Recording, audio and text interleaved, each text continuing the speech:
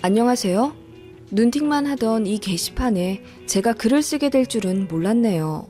저는 5개월 전 결혼 약속한 사람과 파혼한 29살 여자입니다. 지금 생각하면 더 진행되기 전에 빨리 파혼하길 너무 다행이란 생각이 들 정도로 시어머니 될 뻔했던 그분 생각만 하면 몸서리가 처지네요. 신상 문제도 있어 많은 이야기들을 다 풀어 쓸 순 없고 딱 그 남자와 예비 시모와 있었던 일들만 써보겠습니다. 주작이라고 하실 분들도 있으실 텐데 실화 맞고요. 이 글을 쓰는 이유는 세상에 이런 몰상식한 사람들도 있다는 걸 많은 사람들에게 알려주고 싶었어요. 전 남친은 저보다 4살 많았어요. 당시에는 너무도 다정하고 성실했던 남친이라 딱히 흠 잡을 것도 없어 보였어요. 아무리 제가 결혼 생각이 별로 없었다고는 해도 20살 철없는 연애할 나이는 아니었기에 상대 부모님 노후 준비나 재정적인 문제도 잘 살펴보긴 했었죠. 그런 점에서 역시 별 문제 없는 남자였습니다. 남친 집에 인사 갔을 때도 저는 시어머니 될 분께 좋은 인상을 받았었거든요. 참고로 남친은 중학생 때 아버지가 돌아가셨습니다. 남친에게는 홀어머니에 남동생 하나 있었어요. 남친은 아직 독립하지 않은 상태였고 저는 전근으로 인해 남친이 살던 지방으로 혼자 이사 온 상태였죠. 그러다가 만나서 연애한 거고요. 예비 시모가 저희 결혼 생각 있다고 말씀드리니까 그러시더라고요. 나는 아들네한테 별 간섭하면서 살고 싶지 않다. 자기들끼리 잘 살면 그만이지. 요즘이 예전처럼 시집살이 시키는 시대도 아니고 말이야. 그렇게 쿨한 면모를 보여주셨어요. 그리고 신혼집에 대해 이야기하다가 당시 예비 시모가 그러셨거든요. 시골에 땅이 있긴 한데 개발 예정이라 땅값이 오르고 있다고. 그걸 당장 팔면 신혼집은 해줄 수 있으나 손해이니 나중에 팔아서 저희 준다고 하시더라고요. 제가 그 말을 철석같이 믿은 건 절대 아니었고 그냥 말씀만이라도 너무 감사했어요. 그런데 이어 말씀하시는 어머님 말씀에 좀 놀랐습니다. 어머님이 갭 투자 목적으로 매매해서 갖고 있는 17평짜리 빌라 하나가 있는데 신혼집을 거기로 들어오면 안 되겠냐고 하시더군요. 요즘 집값도 비싼데 굳이 나가 살지 말고 내가 세주는 빌라에서 마침 내년에 사람 나간다니까 그때 들어오면 딱이겠네. 거기서 살면서 청약 부지런히 넣고 있어봐. 괜찮은데 당첨되면 내가 그때는 땅을 팔아서라도 돈을 좀 해줄 테니까. 응? 어머님이 말씀하신 그 빌라는 시댁이랑 걸어서 거의 2분 거리였어요. 어머님 댁은 아파트였고 그 길 건너 빌라 골목에 있는 집이었어요. 왕복 4차선 도로에 횡단보도 하나만 건너가면 되는. 어머님 말씀만 들으면 거의 반합가나 마찬가지인 것 같은 느낌? 그랬습니다. 괜히 딴 데 돈 쓰지 말고 거기 들어와 살으라고요.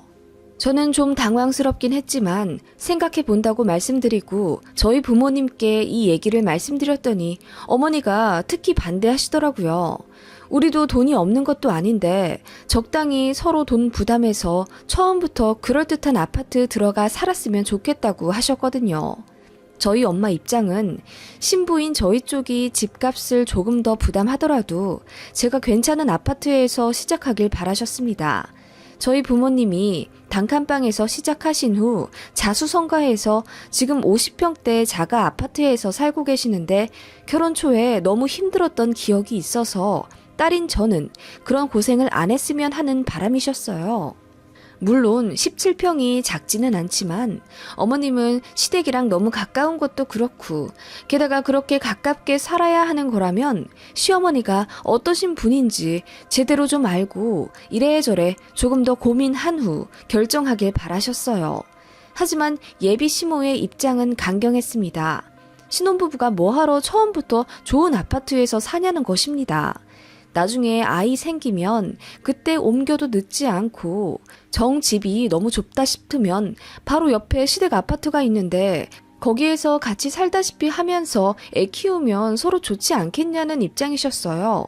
그런 의견 충돌 때문에 남친이랑도 조금씩 다퉜고 이 결혼 정말 진행해도 되나 하는 생각이 스물스물 들 때였어요. 예비시모가 할 말이 있으니 저만 따로 봤으면 좋겠다며 제 직장까지 찾아오셨습니다. 부랴부랴 일 정리하고 급하게 내려갔더니 어머님이 제 차에서 얘기하자고 하시더군요. 제가 카페로 모시겠다고 하니 버럭 화를 내시면서 곧 결혼할 애가 이렇게 돈을 물 쓰듯 펑펑 써야 되겠니? 급한 일이다. 잠깐 얘기만 하면 되니까 어서 차에 타. 이러시길래 기분이 굉장히 상한 채로 차에 탔습니다. 예비 시모가 서둘러 말씀하시더군요.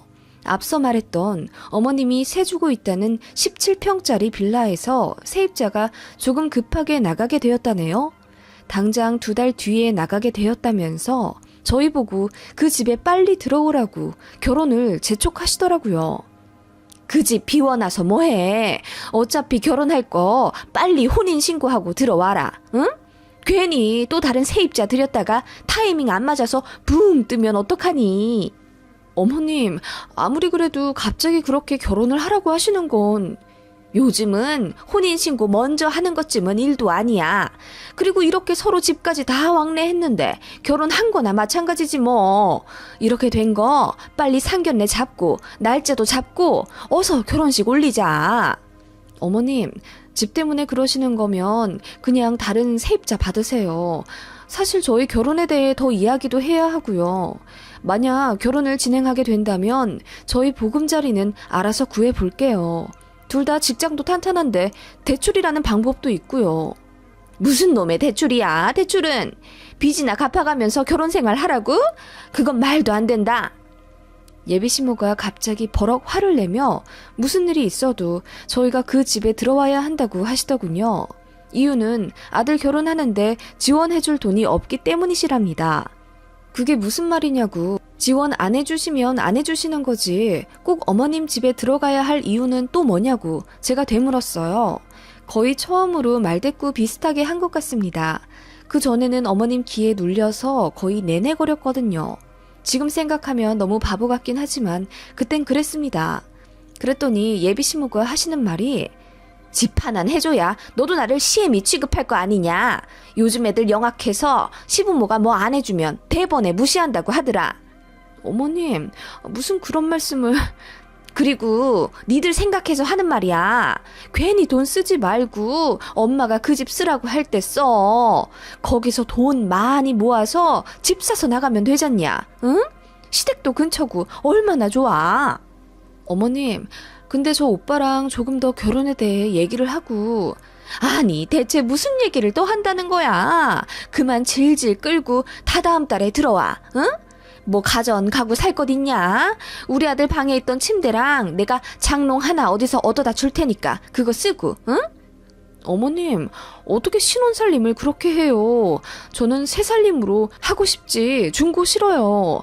그리고 오빠 침대 그거 슈퍼싱글이잖아요. 어머님, 그러지 마시고 저희가 그냥 알아서 얘기 끝낼게요. 어떻게 그러니? 이게 다 돈 버는 방법이야. 네가 어려서 몰라서 그래. 아무튼 얘기를 좀 들어봐. TV도 우리 부동산 사장님이 창고에 버려둔 거 한 42인치 그 정도만한 거 하나 받은 거 있거든? 그거 구해다 줄 테니까 TV도 살 필요 없고 냉장고도 그냥 사지 마라. 코앞이 시댁이고 여기 김치 냉장고도 있는데 뭐하러 사니? 네? 신혼집에 냉장고를 들이지 말라고요? 그래, 너희 뭐 결혼해서 음식이나 많이 해먹겠니? 그냥 장 본 건 우리 냉장고에 갖다 놓고 그때그때 필요한 건 가져다 먹어. 왔다 갔다 하면 운동도 되고 좋지. 그리고 그렇게 해야 서로 살 붙이며 정도 들지. 나한테 요리도 배우고. 네? 어머님 어떻게 그래요? 농담이시죠? 작은 원룸에 살아도 냉장고는 필수인데요. 그거는 그거고 너희는 1분 거리에 시댁이 있잖냐. 그리고 뭐 밥 먹을 일 있으면 우리 집 와서 먹으면 되고 뭐 하루 냉장고 사서 돈 버려. 다달이 나가는 전기세도 무시 못한다. 어머님, 정말 무슨 말씀하시는지 모르겠어요. 어머님 그러지 마시고. 예, 17평인데 뭐 가전 가구 드릴 게 있겠니? 굳이 필요한 게 있으면 너네 회사 법인카드 있지? 그걸로 조금씩 사봐. 예, 요즘 똑똑한 애들은 다 법인카드 잘 굴려 쓴다더라. 너도 그런 현명함이 있어야지, 응? 어머님, 신혼살림을 제 회사 법인카드로 사라고요? 아니, 냉장고를 사지 말라는 말씀도 너무 놀라운데 어떻게 그렇게 말씀하세요? 어머님 듣고 있자니 너무하시네요. 너무 당황스러워요. 제가 얼굴이 빨개져서 예비 시모에게 뭐라고 말하자 더더욱 화를 내며 제가 말을 못 알아듣는 맹추라고 하시더군요. 솔직히 너무 어려운 분이었고 저도 뭐가 뭔지 몰라서 그전에는 그저 내내거렸는데 뭐 법인카드로 신혼살림을 사라고 하질 않나, 냉장고를 사지 말라고 하질 않나, 도를 넘는 황당한 참견에 어이가 없었습니다. 그리고 본격적으로 결혼 이야기가 나오니 이렇게 돌변하신 예비 시모에게 너무 놀랐고 무서웠어요. 그렇게 도망치듯 차에서 나와서 회사로 올라왔고 바로 남친에게 전화 걸어서 이 사실을 알렸어요. 저는 남친이 길길이 날뛰면서 우리 엄마가 왜 그러지? 미안해. 이렇게 나올 줄 알았어요. 그런데 모든 사실을 차분히 듣던 남친이 뜻밖의 이러는 거예요. 그런데 돈 아껴서 남 주는 것도 아니고 우리 엄마가 다 우리 잘 되라고 그렇게 해주시는 건데 그게 그렇게 고가워? 막말로 너희 집에서 집값 대주실 것도 아니잖아. 뭐? 아니, 다 대주시는 건 당연히 아니지. 그래도 어느 정도는 보태주신다고 했어. 그 부분은 나도 감사하게 생각하고 있고. 그리고 어떻게 우리가 살 곳을 전부 부모님한테 기대? 어느 정도는 대출 받을 생각도 해야지. 나는 대출 싫어. 단 한 번도 빚 있는 상태로 살아본 적이 없어서 무섭기도 하고 나 살 때 전부 현금으로 낸 거 알잖아. 아니, 그건 그런데 그렇다고 어떻게 요즘 세상에 앞으로 대출을 하나도 안 받을 생각을 해? 아니, 오빠, 그건 그거고 어떻게 신혼집에 냉장고도 안 사냐고. 그게 말이 돼? 신혼집에 모든 걸 다 갖춰야 한다는 고정관념을 좀 버려. 그래, 우리가 뭐 얼마나 밥을 해먹겠냐. 그리고 코앞이 우리 집인데 뭐 먹을 일 생기면 우리 집 가면 되지. 엄마 말이 영 틀린 것도 아니잖아. 네가 어려서 그런가 본데 돈 아끼려면 다 그렇게 조금씩 참고 불편함 감수하면서 사는 거야. 그리고 우리 엄마 나 없으면 적적하실 텐데 네가 냉장고 핑계로 우리 집 자주 들락날락하면 더 친해지고 정답고 좋지. 뭐? 들을수록 황당한데? 아니, 다 떠나서 그러면 직장 법인카드로 신혼살림을 사라고 하시는 게 오빠는 그럼 말이 된다고 생각해? 걸리면 나더러 깜빵 가라고? 제가 황당해서 소리를 지르며 화를 내자 남친이 본인이 더 버럭 성을 내더라고요. 막무가내였습니다. 다 우리 잘 되라고, 그냥 하신 말이라고. 그리고 본인은 절대로 대출 안 받고 살겠답니다. 사실 남친이 그 전에도 좀 짠돌이끼가 있었어요. 사람 만나면 돈 써야 해서 연애도 안 하고 친구도 잘 안 만나고 살아왔다더군요. 회사에서도 악착같이 돈 아끼면서 사비 내야 하는 회식엔 참여도 안 해서 직장 동료들이랑 살갑게 지내지도 않는다면서. 그때는 왜 그랬는지 그런 게 좋아 보였어요. 술값으로 돈 날리지도 않았고 그런 모습이 건전해 보였거든요. 그러다가 저를 만났고 저한테는 그렇게 돈 아끼지 않았어요. 이 정도로 비상식적인 사람이라면 결혼 생각도 안 했겠죠. 물론 할인 받는 것에 엄청 예민해야 한 점은 있었으나 서로 거의 반반씩 부담해서 데이트했기 때문에 그냥 그런 점이 알뜰해 보이고 좋았습니다. 저도 낭비하며 살지 않았고 사회 초년생 때부터 좀 무리해서 적금 든 덕분에 또래보다 2~3배 정도 많이 돈 모아놨습니다. 저희 부모님도 저 결혼하면 자금 대주시려고 저 어릴 때부터 모아두신 목돈도 있었고요. 그렇기 때문에 남친의 돈을 보고 만난 건 아니지만 그런 성실함과 경제관념이 마음에 들고 자상한 면이 있어서 결혼을 생각했거든요. 아무튼 그렇게 말꼬리가 길어져 심각하게 다투게 되었고 결혼 얘기 본격적으로 나오기 전의 태도와 너무나도 다른 모습에 실망도 커서 정이 떨어지더라고요. 그리고 그런 시어머니와 평생을 가깝게 지내야 하는데 도저히 그렇겐 못하겠더라고요. 그런 단점을 상쇄할 만큼 남친의 성격이 괜찮지도 않다는 걸 깨달았고요. 그래서 남친에게 전화로 파혼을 선언했어요. 오빠랑 결혼은 안 되겠어. 그만하고 싶어. 뭐? 너 설마 집 때문에 이러는 거야? 너도 다른 골빈 여자들처럼 대출 잔뜩 받아서 신축 아파트 들어가고 싶단 얘기야? 이래서 오빠랑은 절대 못 살겠다는 거야. 설마 내가 풀대출 끌어 모아서 무리한 집에 살자고 하겠어? 오빠나 내가 모아둔 돈도 있고 심지어 우리 부모님도 어느 정도 도와주실 수도 있다는데 굳이 우겨가며 어머님 주택으로 들어가자고 하는 건 오빠야. 게다가 냉장고도 없는 집에서 내가 왜 살아? 내가 오빠를 사랑한 건 맞지만 결혼은 현실 그 자체인데 결혼 전보다 나아지진 못할 망정 더 불행하게 살 거라면 그 결혼 난 절대 안 할 거야. 너 정말 뇌가 있는 애니 없는 애니? 나랑 결혼하면 불행해진다고? 너 지금 엄청 잘못된 생각하는 거야. 우리 집 시집 오면 아끼고 아껴서 10년, 20년 후에는 남들보다 훨씬 부자가 될 텐데 신혼 때 잠깐 힘든 거 그걸 못 참고 남들처럼 돈 펑펑 쓰고 싶어 한다니. 네가 참 한심하다. 남친은 그렇게 혀를 끌끌 차더니 알겠다고 하더군요. 어이가 없었습니다. 그렇게 저희는 한순간에 파혼하고 헤어졌죠. 그렇게 끝난 줄 알았습니다. 며칠 뒤 새벽 4시 반에 전화가 오더군요. 저는 회사 출근 알람인 줄 알았습니다만 눈 비비고 본 핸드폰 액정화면에 뜬 어머님이라는 세 글자에 소스라치게 놀랐습니다. 받을까 말까 고민하다가 순간 화가 치밀어 오르더라고요. 지금이 몇 시인데 전화를 다 하나 싶어서요. 받아서 무슨 소리 하시는지 드러나 보자 싶더군요. 통화 버튼 누르자마자 벼락같이 호통치는 소리에 잠시 귀청이 떨어져 나갈 뻔했습니다. 네가 뭔데 파혼을 하자 말자 하냐? 어? 지금 몇 시인 줄 아세요? 새벽 4시 반입니다. 너 진짜 후회할 거다. 응? 그리고 너 때문에 그 집 다른 세입자들이 타이밍 놓치고 아까운 새만 날리게 됐어. 네가 책임져라. 네? 제가 책임지라고요? 그게 무슨 말씀이세요? 네가 이렇게 파혼할 줄 알았으면 그 집에 바로 다른 사람 새 줄 걸 그랬잖니. 네가 책임지고 다른 세입자를 구해놓거나 아님 나한테 이렇게 손에 끼친 거 전부 위자료로 내놔라. 네? 위자료요? 저희 결혼도 안 했는데요? 결혼 얘기가 나왔으니 이렇게 된 이상 혼인 빙자 사기지. 고소하려면 고소할 수도 있어. 어디서 되먹지 못한 게 들어와서는. 네, 고소하세요. 마음대로 하세요. 제가 이런 한 장 뱉어야 하는 상황이면 두 말 않고 드릴게요. 대신 저도 무고죄로 고소할 겁니다. 파혼했다고 위자료요? 제가 어이가 없네요. 헛소리 하실 거면 전화 끊으세요. 저 출근해야 하거든요?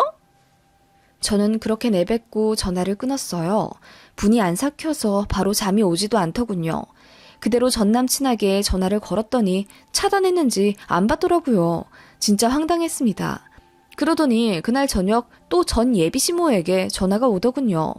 위자료로 얼마나 생각해 두었냐더군요. 자기는 2천만 원은 받아야겠대요.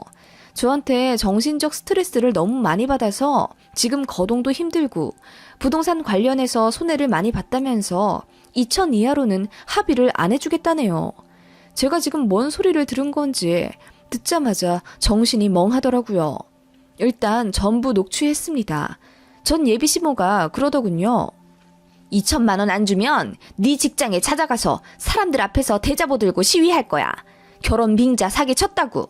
너 그러면 혼사길 제대로 막히는 거야. 알간? 어떻게 할 거냐? 2천만 원 줄 거냐? 아니면 제대로 개고생 해볼 테냐? 어? 제가 대체 왜 2천만 원을 줘야 하는지 이해가 안 가는데요? 그리고 지금 협박하시는 거예요? 말이 안 통하는 집안 같아서 제가 그냥 조용히 발만 빼려고 했는데 이렇게 나오시면 저도 곤란하죠. 협박죄로 제가 고소하겠습니다. 뭐? 네가 고소한다고? 협박죄? 이게 어떻게 협박죄냐? 응? 제 직장 찾아와서 명예훼손하겠다는 선언하셨잖아요. 2천만 원 요구도 애초부터 말이 안 되고요. 그만 전화하시고 이제부터 제가 선임한 변호사랑 통화하시면 될 것 같아요. 저 지금 변호사 상담 받으러 갈 거거든요. 예. 얘기 좀 더 들어봐. 무슨 고소니? 결혼까지 약속했던 사람 애미한테 네가 이렇게 할 수 있어? 결혼까지 약속했던 아들 여자친구한테 돈 뜯어내려고 하신 건 그쪽이죠. 뭐? 그쪽? 아무리 헤어져도 그쪽이 뭐니 그쪽이? 전 예비시모가 갑자기 호칭 가지고 또 말꼬리를 잡으며 전화를 못 끊게 하더라고요.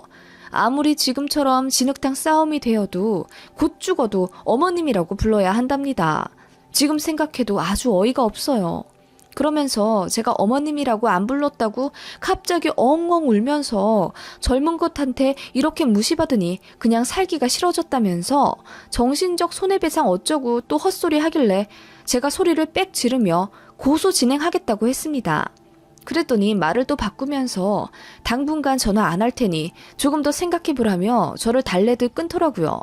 모든 상황을 알게 된 저희 부모님도 극대노하시며 전 예비시모가 2천만 원 들먹거리며 안 주면 제 직장에 찾아온다고 협박했던 걸로 민사소송이 되나 알아보러 다니셨습니다. 제가 전 남친한테 문자도 보냈죠. 변호사 사무실 명함들 사진 찍으면서 지금 소송 준비 중이라고 문자 보내니 그제야 전화가 와선 싹싹 빌더군요. 자기 엄마가 그러는 건 본인 의사와 전혀 상관이 없다면서 엄마가 돈 몇 푼 손해보고 눈이 뒤집어져서 그랬던 것 같은데 제발 한 번만 봐달라고 빌더군요. 제가 싫다고 했습니다. 똥 밟은 것도 서러워 죽겠는데 협박까지 당하니까 저도 눈이 뒤집어진다면서 제대로 소송 걸겠다고 했더니 그날 밤 저희 집에 전 예비시모랑 전 남친이 찾아왔어요. 현관문 앞까지 와서 벨 누르길래 주거 침입죄로 신고한다고 하니 제발 5분만 시간 내달라면서 제발 문 열어달라고 하더군요. 제가 문 여니까 전 예비시모가 굉장히 미안해하는 표정으로 제 손을 잡으려 하길래 제가 손을 탁 뺐습니다. 그러니까 무안한 모습으로 사과하시더라고요. 그냥 좀 화가 나서 마음에도 없는 말을 했다면서 진짜 소송 진행할 거냐고 물으시더군요. 제가 그럴 거라고 하자 갑자기 눈물을 펑펑 쏟으시며 제발 한 번만 봐달래요. 늙은이가 뭘 몰라서 헛소리 한 거니까 선처해달라면서 진짜 2천만 원 받을 생각도 없었고 제 회사에 찾아올 생각은 더더욱 없었다고 막 우시더군요. 전 남친은 그냥 고개 숙이고 묵묵히 서 있었고요. 제가 전 남친에게 말했습니다. 이날 이후로 당신네들 머리털 하나라도 내 눈앞에 보이면 내가 할 수 있는 모든 방법 총동원해서 절대 가만히 있지 않을 거야. 알겠어? 그랬더니 전 남친이랑 전 예비시모 둘이 고개를 강하게 끄덕이며 이제 전화도 절대 안 하고 앞으로 나타나지 않겠다며 약속하더군요. 제가 그것까지 전부 녹음했습니다. 각서라고 생각하고 다시 말해보라고 했더니 처음엔 자존심 상한 듯 말 안 하려고 하다가 제가 다그치니 그제야 떠듬떠듬 다신 안 나타나겠다고 입 맞춰 얘기하더군요. 네, 그날 이후로 연락 없어요. 정말 확실히 끝난 거죠. 똥을 밟아도 이런 대형 똥을 밟을 줄은 정말 몰랐습니다. 그래도 한때 너무나도 사랑했던 사람이고 그래서 결혼까지 생각한 건데 어떻게 일이 이렇게 된 건지. 10길 물속은 알아도 한 길 사람 속은 모른다더니 전 남친이 그런 사람인 줄도 몰랐고 전 예비시모도 그런 식으로 상식 없는 사람인 줄은 꿈에도 몰랐어요. 나중에 알고 보니 시골에 있다는 땅도 사실 예비시어머니 명의도 아니었더라고요. 예비시모의 외삼촌 명의 땅이었는데 혼자 김칫국 마시고 자기 땅이라고 우겼던 거라고요. 황당하죠? 어쨌든 지금은 다 끝난 일이고요. 저는 전근 신청해서 다른 지역으로 발령받기를 기다리고 있습니다. 이 지역에 더 있으면 안 좋은 기억만 떠오를 것 같아서요. 다행히 좋은 결과가 있을 것 같고 머지않아 새 출발할 수 있을 것 같네요. 그리고 전 남친 회사에 이 일이 소문이 나서 또라이 집안 낙인 찍힌 것 같다네요. 장가는커녕 선자리도 막힐 것 같다고. 전 남친은 저와는 다르게 인사이동이나 타지 발령 요청이 어려워서 근 10년은 망신당한 채로 출근해야 할 거예요. 정말 꼬시네요.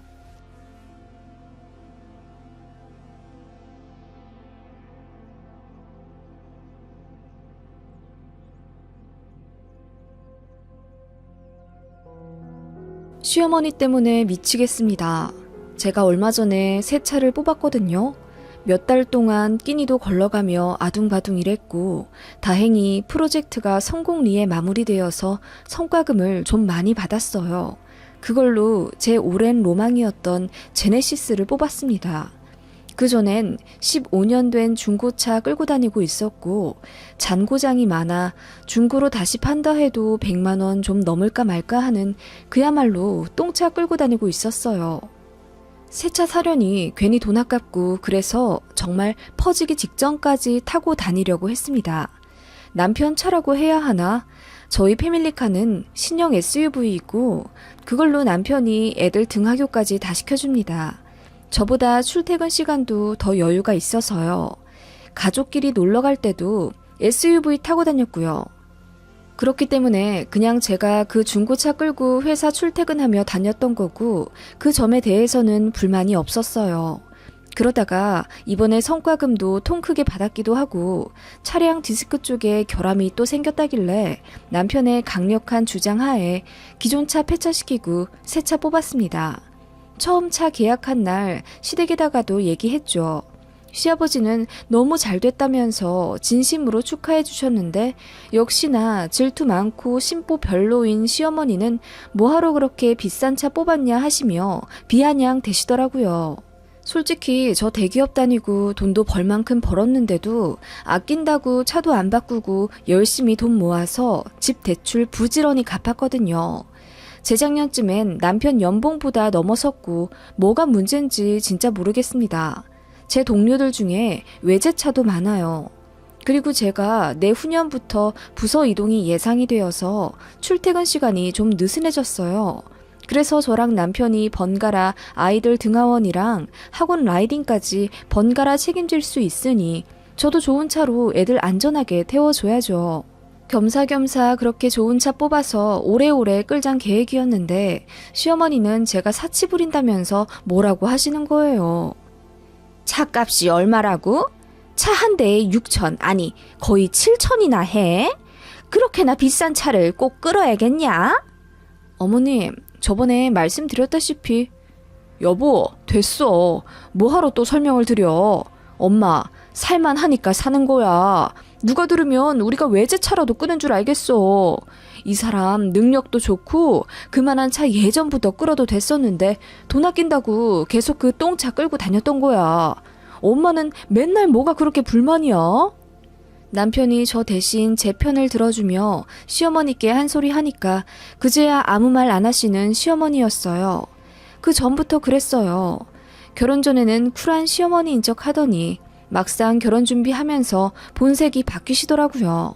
신혼집 마련하는데 너무 휘청해서 양가 모두 예물 예단 안 하기로 분명히 말 끝냈었는데 결혼 한 달 앞두고 갑자기 제가 해오는 예물 예단이 꼭 받고 싶으니 야간 알바라도 해서 더 해오라고 하시더군요.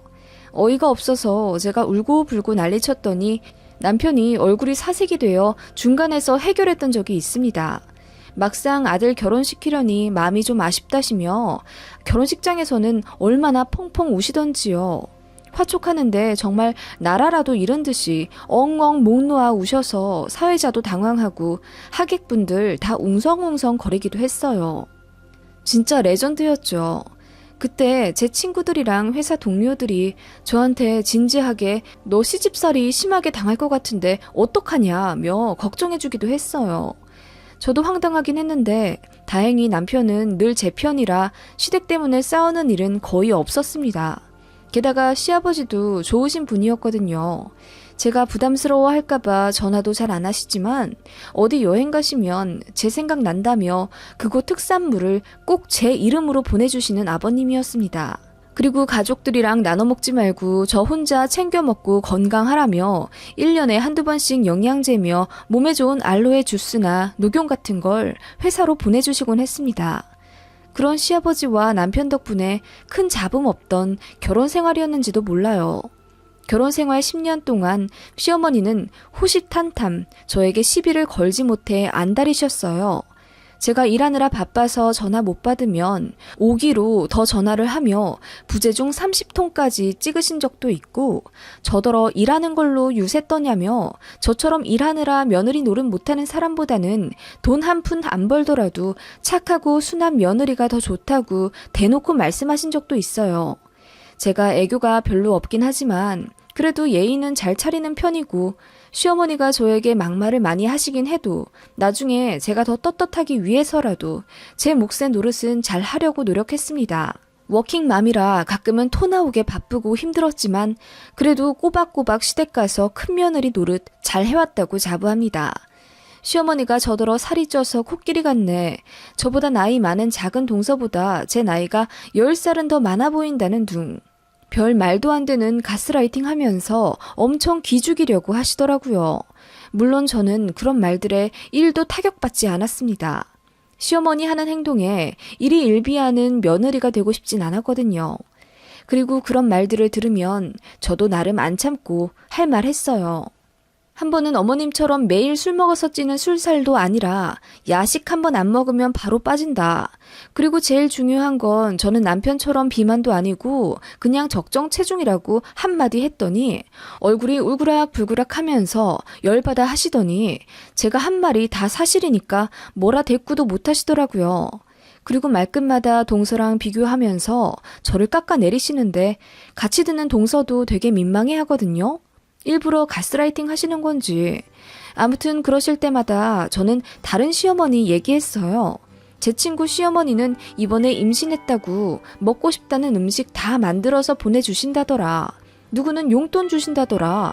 이러쿵저러쿵 얘기했어요. 저희 시어머니는 저 임신했을 때 축하한단 말도 안 하고 뭐 먹고 싶냐 한마디 안 물어봐 주셨거든요.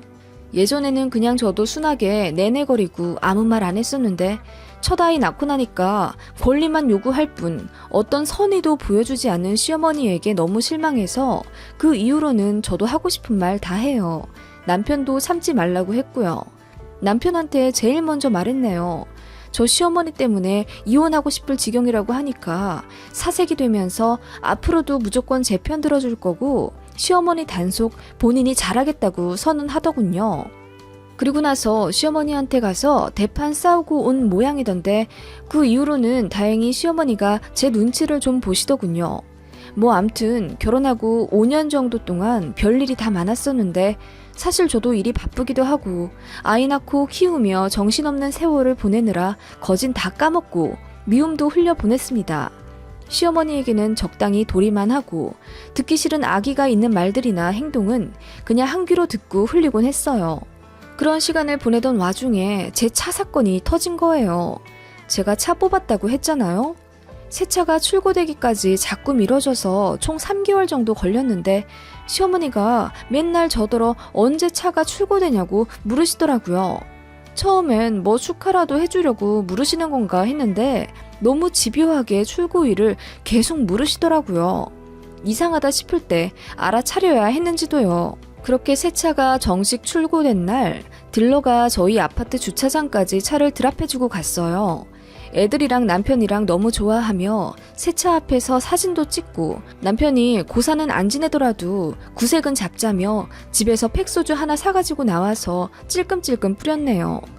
그렇게 즐겁게 웃으면서 새 차 신고식을 하고 제가 너무 기쁜 나머지 카톡 프로필 사진을 저희 가족이 새 차 앞에서 찍은 셀카로 바꿨습니다. 그런데 바꾸고 얼마 지나지 않아 시어머니가 전화를 하시더니 새 차 왔냐고 득달같이 물으시더군요. 그러더니 새 차 끌고 시댁 언제 놀러 올 거냐면서 보고 싶다고 막 난리를 치시더라고요. 제가 이번 달은 스케줄 꽉 차 있어서 너무 바쁘고 다음 달쯤 아주버님 생신 맞춰서 시댁 가겠다고 했더니 새 차도 생겼는데 어떻게 시댁에 인사 한번 안 하러 오냐면서 노발대발 화내시더라고요. 솔직히 말해서 시댁에서 돈 한 푼 안 보태준 차인데 누가 보면 시댁에서 사주시기라도 한 줄 알겠어요. 새 차를 사면 당연히 시댁에 인사를 가야 하나요? 저는 이해가 잘 안 가더라고요. 뭐 인사를 가면 가는 건데 중요한 일정까지 빼면서 인사를 드리러 가야 하는 건지. 아무튼 그래서 제가 당분간 시간이 없는데 어떻게 시댁에 가냐고 물었더니 싹퉁바가지가 없다면서 또 전화로 엄청 뭐라 하시는 거예요. 남편이 그 전에 시어머니한테 난리 한번 친 이후로 막말이 좀 잠잠하더니 몇 년 만에 또 들어보는 싹퉁머리 단어였어요. 제가 그렇게 싹퉁머리 없는 며느리였으면 애저녁에 도리 안 하고 연 끊었습니다. 시댁에 드린 용돈만 지금까지 거의 3천만 원 이상이고 명절마다 가서 앞치마 입고 땀 뻘뻘 내면서 요리하고 한 달에 한두 번 안부 전화도 드리고 옷이며 영양제며 각종 선물도 두세 달에 한 번씩 챙겨서 보내드리는데 제가 뭘 그렇게 잘못한 며느리인가요? 암튼 저도 화가 나서 시간이 나면 가겠다며 언성을 좀 높였더니 시어머니가 빽 소리를 지르며 저희 집에 오시겠다 하시더라고요. 참고로 시댁은 차로 1시간 거리입니다. 저희는 경기 북부고 시댁은 서울 인접한 신도시예요. 시어머니는 운전을 하실 줄 아십니다. 그렇게 전화 끊자마자 정확히 55분 만에 저희 아파트 입구 차량벨이 울리더군요. 인터폰 보니 시어머니가 씩씩대면서 문 열으라고 카메라 향해 손가락질하면서 소리치는 게 보였습니다. 너무 황당했어요. 그때는 남편이 아이들 데리고 마트 갔다가 블럭카페 간 날이라서 집에 저밖에 없었거든요. 그렇게 집에 오시자마자 대뜸 외투를 벗어 저에게 던지다시피 하시더니 소리를 막 지르시더라고요. 네가 그렇게 잘났냐? 그렇게 잘났어? 어머님, 진짜 왜 이러세요? 제가 일부러 안 간다고 한 것도 아니고 이번 달은 아이 치과랑 저 워크숍도 있고 주말 근무도 끼어 있어서 너무 바빠요. 아니 시댁이 먼저예요? 그리고 차 뽑은 게 무슨 큰 대수라고요. 그렇게 큰 돈 받아서 네 차부터 홀라당 바꾸는 게 말이 된다고 생각하냐? 응? 네가 그러니까 싹퉁머리가 없다는 거야. 어머님, 그게 무슨 말씀이세요? 내 말은 네가 먼저 이랬어야 한다는 거지. 어머님 성과금 얼마 받았는데 어머님 차 좀 바꿔드릴까요? 이렇게 물었어야 한다는 거야. 어머님. 어머님 차는 저희 차보다 더 좋은데 무슨 차를 바꿔드리냐고 여쭤봐요. 누가 진짜 바꾼대? 말이라도 물어봤어야 한다는 거지. 어머님, 저만 타는 차 아니고 저희 아이들도 타는 차잖아요. 애들이 안전한 차로 타고 다닌다는 게 그렇게 보기 고가우세요? 어머, 얘 누가 들으면 내가 아주 못돼 처먹은 할머니인 줄 알겠다. 말이 그렇다는 거잖아, 말이. 어머님, 이게 그렇게까지 화내실 일인진 잘 모르겠습니다. 저는 죄송하단 말이 나오지 않아요. 제가 그렇게 말하자 시어머니가 한숨을 팍 쉬시며 네가 그러니까 시어머니 사랑을 여태 못 받고 사는 거라며 성격이 너무 모나고 드세니 문제란 식으로 혼잣말을 하시더라고요. 저도 너무 열받았고 간만에 쉬는 날인데 시어머니가 이렇게까지 집까지 달려오셔서 악담을 퍼붓고 계시니 화가 나더군요. 그래서 그냥 가시라고 했습니다. 그랬더니 안 그래도 가려고 했다면서 물 한 잔 먹고 가겠다고 하시더군요. 그 사이 남편에게 전화가 와서 시어머니가 찾아오셔서 이런 상태라고 설명하는 동안 시어머니가 언제 나가셨는지 집 안에 안 계시더군요. 나가셨나 했고 저는 집에 혼자 남아 씩씩거리며 분을 삭히고 있었습니다. 그리고 남편이 뒤늦게 아이들과 헐레벌떡 들어와 괜찮냐고 저를 챙겨주었고 제가 모든 사실을 자세히 말해주자 남편이 열받아서 시어머니에게 전화하더군요. 그런데 안 받으신대요. 남편이 저한테 미안하다 사과했고 저는 일단 알겠다고 하고 일단락 시켰어요. 애들 학습지랑 숙제도 봐줘야 했고 그날 바빴거든요. 한 가지 이상한 점은 제 차키가 2개가 있거든요. 분명히 화장대에 차키 2개를 놔뒀는데 하나가 없어졌어요. 그러던 어느 날 제가 독감에 걸려서 정말 죽을 정도로 아팠습니다. 급하게 병가를 내고 쉬고 있는데 시어머니한테 전화가 왔어요. 저더러 정말 사과 안 할 거냐며 또 시비를 거시더라고요.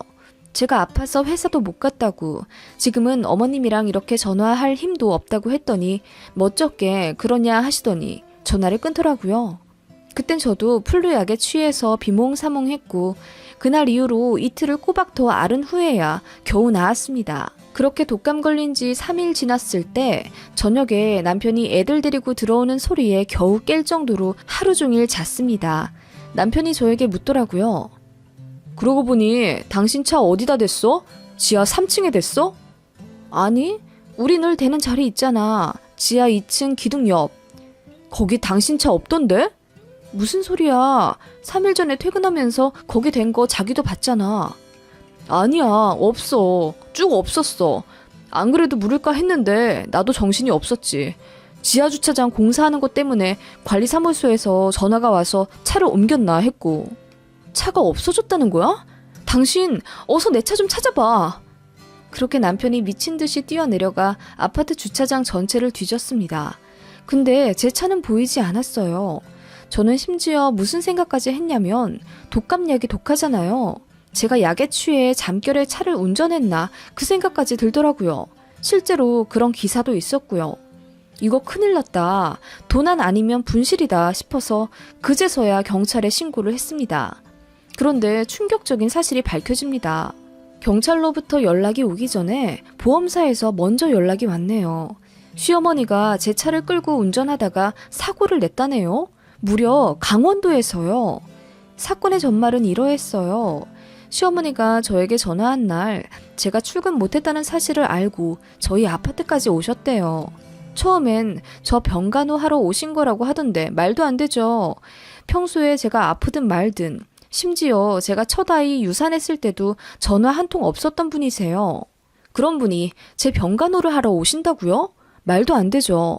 그러다가 제 차를 보고 잠깐 현혹돼서 잠깐 드라이브나 해볼까 하다가 순간 욕심이 생겨서 친구 한 명을 불러 강원도까지 가신 거래요. 마침 주머니에 제 차키도 있었고요. 이게 말이 된다고 생각하시나요, 여러분은? 병간호 하려고 왔다가 잠깐 드라이브 하려고 제 차를 끌어서 친구까지 데리고 강원도에 갔다니요. 그리고 제 차키가 어머님 주머니에 마침 있어요? 이게 무슨 어린애들 말장난도 아니고. 아무튼 그렇게 시어머니는 친구분이랑 강원도 횡성에 한우를 먹으려고 가셨다가 어느 1차선에서 운전 부족으로 연석 2개를 연달아 깔아 밟은 다음 가로수를 들이박으셨는데 하필이면 그 옆에 건설 자재 같은 게 있었